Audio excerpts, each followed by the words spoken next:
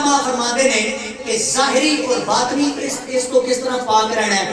علماء فرماندے نے کہ ظاہر جڑا جسم تے انسان دے میل کچیل لگدی ہے, جسم تے جڑی نجاست وغیرہ لگدی ہے, اس جسم کو پاک رکھنا یہ ظاہری پاکی ہے. اور دل دے اندر انسان جڑیاں گناہاں دے اندر مبتلا ہوندا ہے, جڑیاں ناپاکیاں دے اندر مبتلا ہوندا ہے, اور جڑیاں فحش ہوئیاں نو اپنے دل دے اندر جگہ دیندا ہے. فرمایا اس دل نو پلیتی تو پاک رکھنا, فرمایا اس ظاہری بھی پاکی ہے اور باطنی بھی پاکی ہے.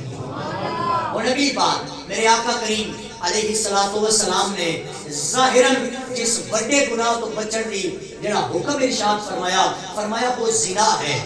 فرمایا زنا تو بچو, ظاہر بھی پاک رکھو اپنا اور اس کو اپنا باطن بھی پاک رکھو. کس طرح میرے آقا کریم علیہ السلام فرماتے ہیں کہ جدو میں شب معراج لامکان کی سیر کرتا گیا, پوری توجہ فرمانا, فرماتے ہیں میں لامکان کی سیر کرتا گیا. آقا کریم علیہ السلام فرماتے ہیں جڑے مشاہدات میں کیتے اور جڑے میں نے کرائے گئے, آقا کریم فرماتے ہیں انہاں چوں ایک مشاہدہ میں دیکھنا کہ جہنم کے اندر ایک تندور ہے, اس کے اندر آگ دے شعلے بھڑک رہے ہیں. فرمایا وہ دے اندر مرد اور خواتین انہاں نوں والاں تو پکڑ کے اس تندور کے اندر لٹکایا جا رہا ہے, اور مرد اور خواتین چیخو پکار کر رہے ہیں.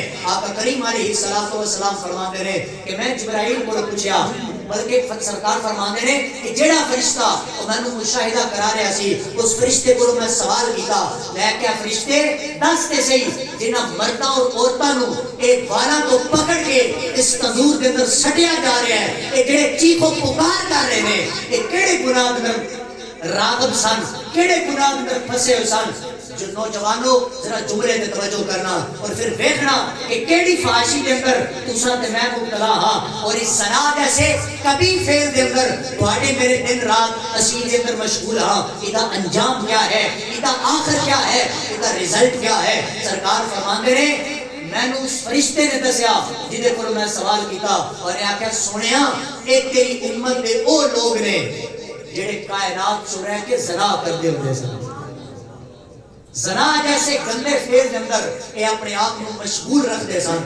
آج انہاں دا انجام یہ ہے, آج انہاں دا آخر ہے, انہاں نوں نتیجہ یہ دتا گیا ہے کہ سنیا انہاں نوں والاں تو پکڑ کے انہاں نوں تندور کے اندر سٹیا جا رہا ہے. اپنی ایمانداری نظر سنو جوانو کہ ایک انسان اپنی ایک انگلی چولہے تے نہیں رکھتا, مصنوعی آگ ہوئے وہ تے انگلی نہیں رکھتا. کیوں کہ ہاتھ جل جائے گا. آگ بہت تیز ہوتی ہے, بڑی سخت ہوتی ہے, وہ دی شدت دے کیا کہنے میرے بھائی تو تے میں ایک انگلی جلدے چولہے سے نہیں رکھتے کہ انگلی سڑ جائے گی. پھر ایک کس طرح برداشت کریں گے کہ پورے جسم نو آگ دے شعلے اندر سٹیا جائے, اور پھر ادوں تک معافی نہیں لبے گی جدوں تک میرے آقا کریم علیہ السلام فرماندے نے انہوں مکمل طور تے اودا ظاہر تے باطن پاک کر کے جنت اللہ بھیجا جائے گا. نوجوانوں ظاہری پاکی اور ظاہری پاکی تو مراد اپنے دامن دی پاکی دا پہلا جملہ میں دے کے جا رہا کہ ساری زندگی اس زنا جیسے کبھی فعل تو دور رہنا ہے, اپنے آپ کو پاک رکھ کے رب کی بارگاہ اندر پیش